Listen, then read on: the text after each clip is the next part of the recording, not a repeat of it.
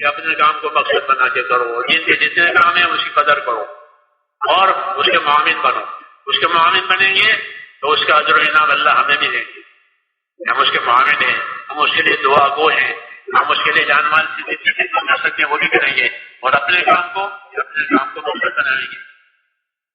ایک دفعہ ہمارا اپنی کا جانا ہوا ساؤتھ میں، اور ماشاءاللہ وہاں کا کام اور وہاں کے ساتھی اللہ بڑے بڑے توفیق لوگ ہیں، اللہ انہوں نے توفیق دی ہے، مال بھی دیا ہے،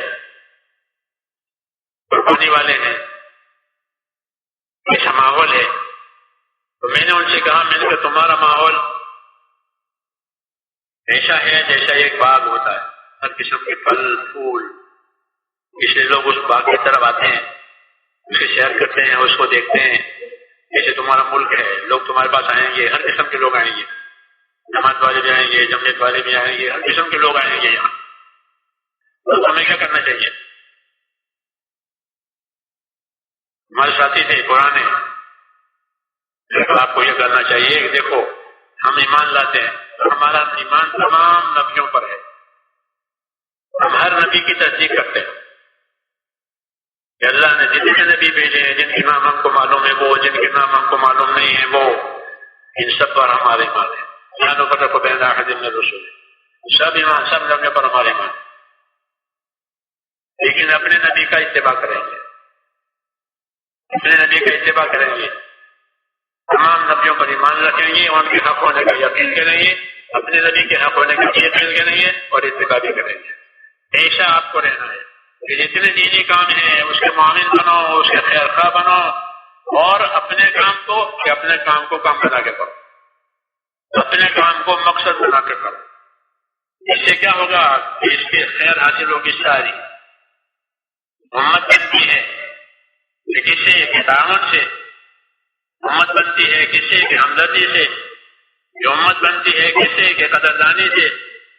ہاں یہ قدردانی ہے، حدیث شریف میں ہے کہ کسی نیکی کو ہلکا نہ سمجھو، لا يحقرن من المعروف شيئا الى آخرہ.